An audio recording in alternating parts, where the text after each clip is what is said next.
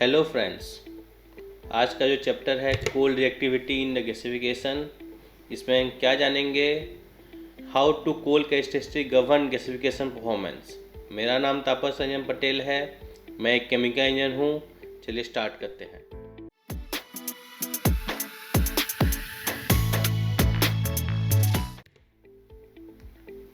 इसमें हम क्या क्या सीखेंगे? Cold reactivity overview, fundamental factors, intrinsic cold property, structural difference, chemical compositions, heterochemistry and activation, key research finding and conclusion summary.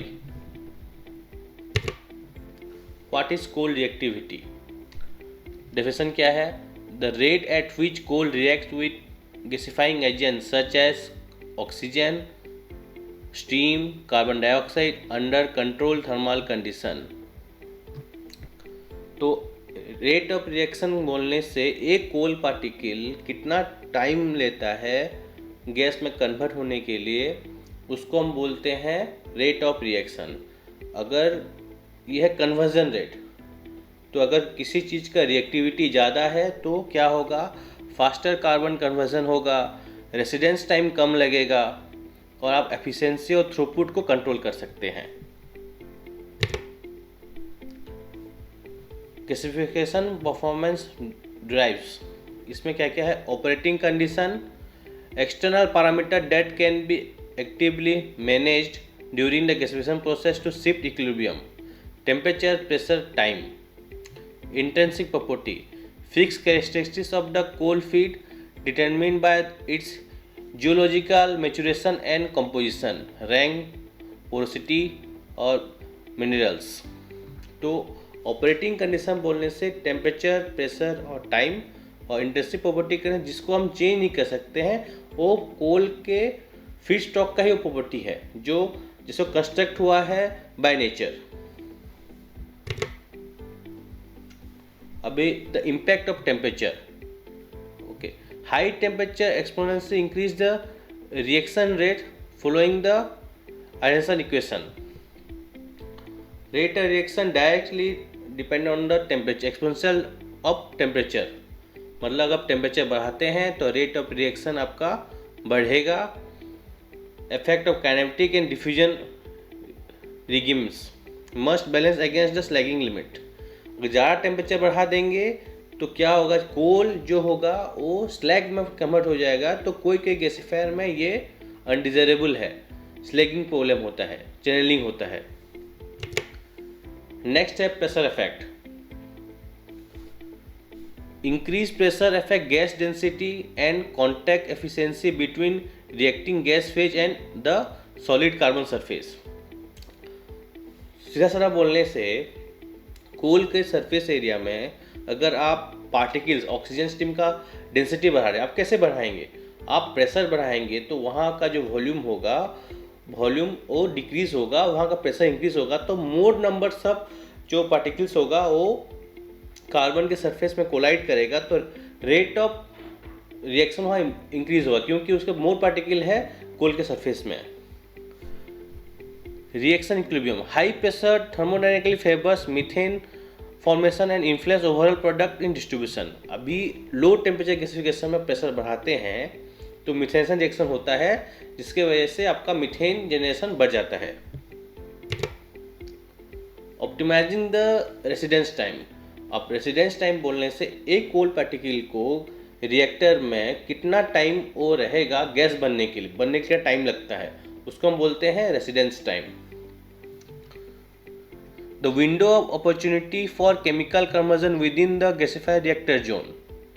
इसका negativity क्या है? High reactive coal lignite requires significant residence time than low reactive coal anthracite to achieve target conversion। अब मतलब दो चीज़ है, एक lignite कोल ले लीजिए और एक एंथ्रासाइट कोल ले लीजिए। एंथ्रासाइट कोल में कार्बन परसेंटेज ज़्यादा होता है, लिग्नाइट में कम होता है। स्टिल क्योंकि लिग्नाइट कोल का रिएक्टिविटी ज़्यादा है, वो कम समय में अगर वो रिएक्टर में रहता है तो पूरा कन्वर्जन हो पाएगा। वही एग्जैक्ट वही टाइम में अगर हम एंथ्रासाइट की बात करेंगे तो टोटल कन्वर्जन हो नहीं पाएगा। हाउएवर इसमें आपका कार्बन परसेंटेज ज़्यादा है, टोटल कन्वर्जन पॉसिबल नहीं है क्योंकि उसका रेट ऑफ रिएक्शन और जो रेसिडेंस टाइम इसको जो मिलेगा रिएक्टर में उतना मिलेगा नहीं इसका टोटल कंबसन होने के लिए। Role of feedstock, while operating conditions are tenable, the coal property are intensive.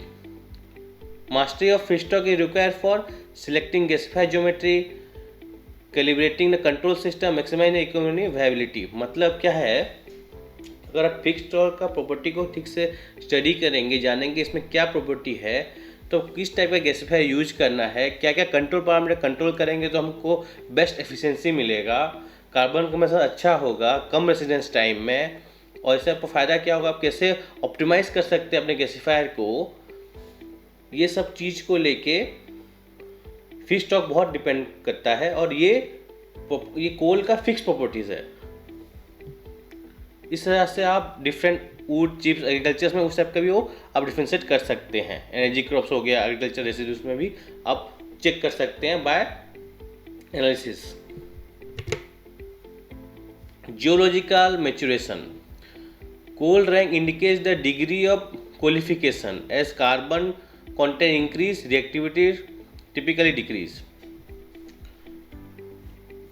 अब क्या होता है क्वालिफिकेशन, मतलब आपको पता होगा कि जो ट्रीज होते हैं वो ग्राउंड में दब जाने के बाद due to earth high temperature and high pressure की वजह से वो क्या होता है, धीरे क्वालिफिकेशन होता है, कोल फॉर्मेशन होता है। इनिशियल स्टेज में जब कोल फॉर्म होता है वो लो रैंक कोल होता है, बट इसका रिएक्टिविटी ज़्यादा रहता है।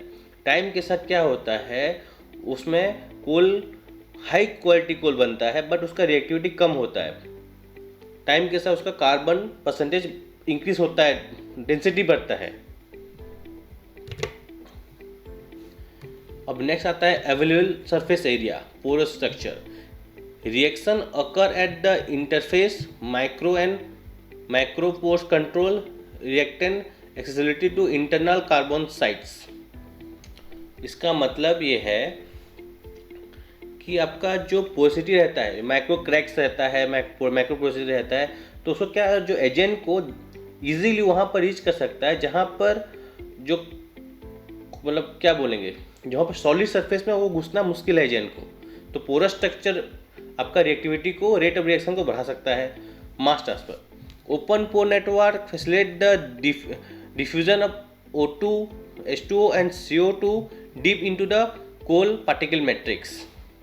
मतलब आपको जो बताया, मास ट्रांसफर रेट बढ़ सकता है क्योंकि अब क्रैक्स रहेगा, पोरोसिटी ज़्यादा रहेगा। तो specific area, higher surface area per unit mass directly correlate with the increase of reaction site density. मतलब आपका अगर पार्टिकल साइज छोटा है तो आपका सरफेस अगर ज़्यादा है, डेट मीन्स आपका रेट ऑफ रिएक्शन बढ़ेगा। वही इसके बारे में बताया गया है। Specific area, active site and catalyst. Reactive site, location on the carbon matrix with high electronic density और structural defect that initiate chemical bonding. Minerals, natural occurring element that like calcium, sodium, potassium and Fe act a powerful catalyst to speed up the conversion। अब ये क्या बताता है, इसका मतलब क्या है?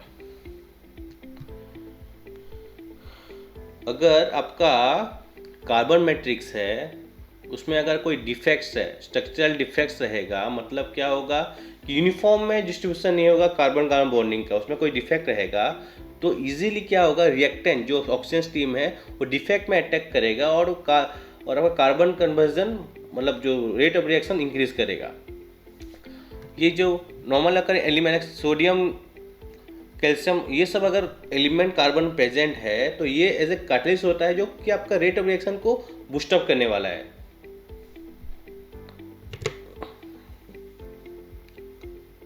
स्ट्रक्चरल डिफरेंस के बारे में भी जानेंगे। लो रैंक कोल किसको बोलते हैं?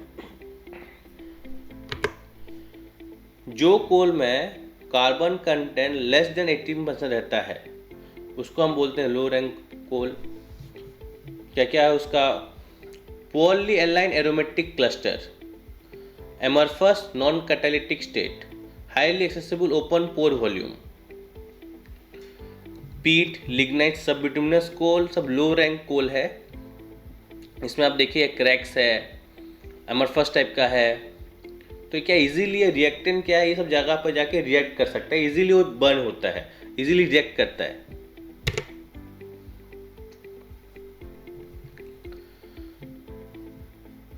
Reactivity primarily driven by catalytic mineral dispersed throughout the organic matrix that open structure allow reactant easily access the dispersed mineral active site।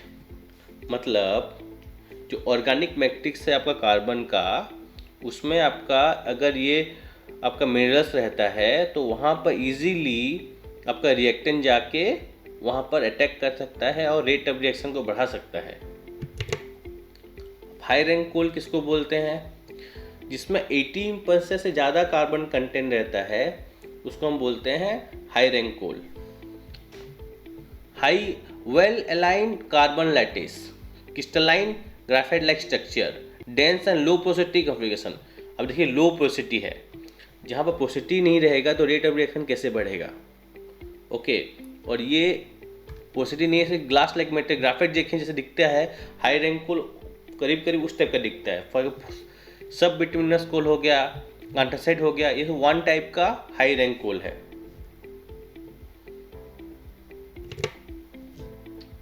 High rank coal mechanism, a site control.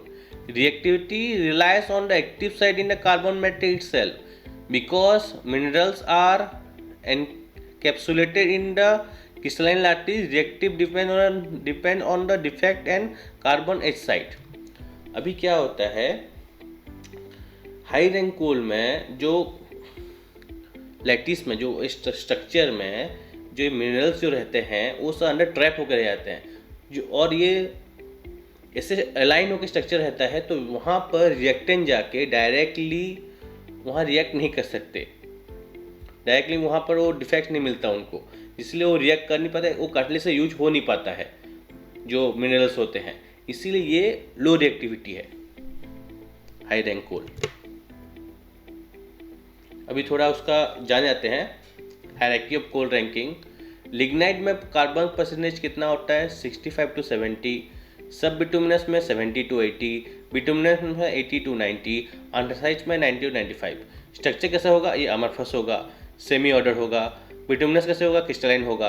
Anthracite ग्राफाइटिक होगा, मतलब graphite जैसे दिखता है। Reactivity देखिए, lignite सबसे low quality कोल बोलते हैं लेकिन इसका रिएक्टिविटी इज वेरी हाई। सब बिटुमिनस हाई, बिटुमिनस मॉडरेट, और एंथ्रासाइट का आपका कार्बन परसेंटेज ज़्यादा होने के कारण भी इसमें रिएक्टिविटी आपका लो रहेगा।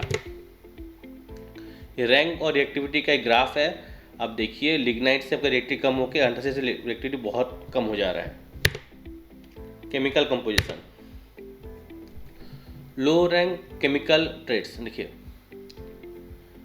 High volatile matter release tar and gases during pyrolysis increase the reaction network. मतलब क्या होता है, जिसमें वोलेटाइल मैटर ज़्यादा रहता है उसमें रेट ऑफ रिएक्शन भी बढ़ेगा आपका, ठीक है, क्योंकि वहाँ पोरोसिटी इंक्रीज करता है। टाइम जब आप वोलेटाइल में चले जाएगा तो आपका कोल के सरफेस में पोरोसिटी बढ़ जाता है, जिसके कारण से आपका जो एजेंट ऑक्सीजन स्ट्रीम इजीली वहाँ पहुँच पाता है और रेट ऑफ रिएक्शन इंक्रीज करता है।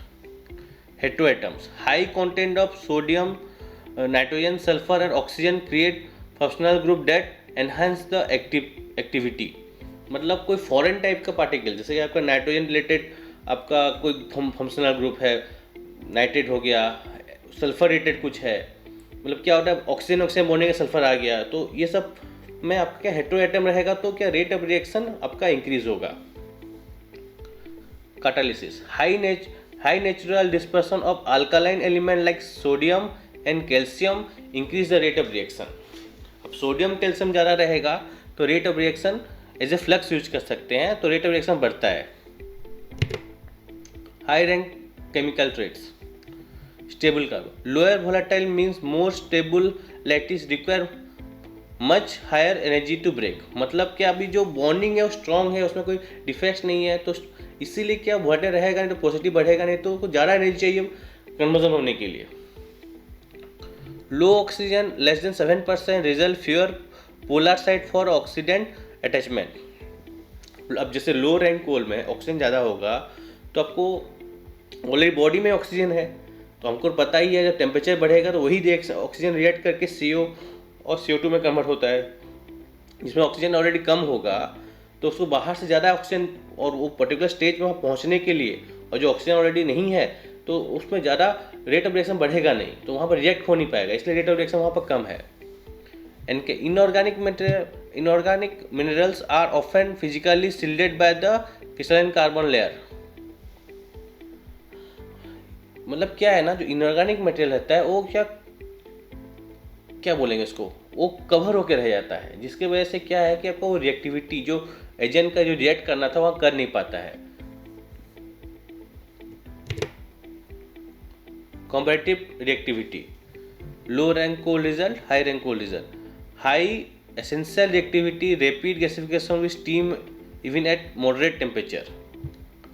लो rank result, low intensive reactivity requires severe pressure and extreme temperature for high conversion. मतलब क्या है, आप पुश कर रहे हैं, मतलब टेम्परेचर प्रेशर बढ़ा के जो हाई रैंक कोल को पुश कर रहे हैं कन्वर्ट होने के लिए। तो नॉर्मली क्या होता है, हाई रैंक कोल आपका एंट्रेन वगैरह गैस में, क्योंकि डिफरेंट कोई भी टाइप का कोल उसमें यूज कर सकते हैं, इसलिए हाई रैंक कोल एंट्रेन वगैरह में यूज होता है। लो रैंक कोल आपका fluidised bed and fixed bed में यूज होता है। ये उसका रिएक्टिविटी रैंकिंग कैसे बताया है, सबसे हाईएस्ट लिग्नाइट है और सबसे कम रिएक्टिविटी आपका एंथ्रेक्स है। बीच में आप जितना टाइप का वैरायटी ऑफ कोल वो आ जाता है। Heterochemistry and kinetics, impact of oxygen, sulphur, nitrogen. ये है आपका कार्बोनिक एसिड, जो बोला था, जो आपका ग्रुप्स, जो organic groups sulphur and nitrogen present as pyrite FeS2 और organic sulphur leads to SOx emission and catalytic poison. अगर आपका सल्फर रहता है तो आपका जो सोडियम कैल्शियम जो काम कर रहा था एज ए कैटलिस्ट वो हो नहीं पाएगा।